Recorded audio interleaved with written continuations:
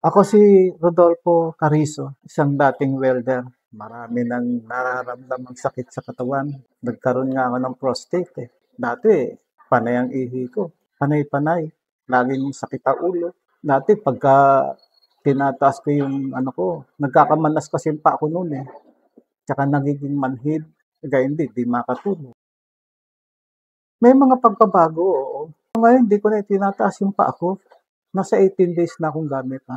Yung dati, maabot ng 7, ganun, 6, 7, yung pag-ihi ko sa gabi. Hindi na ganoon. Hindi na marami.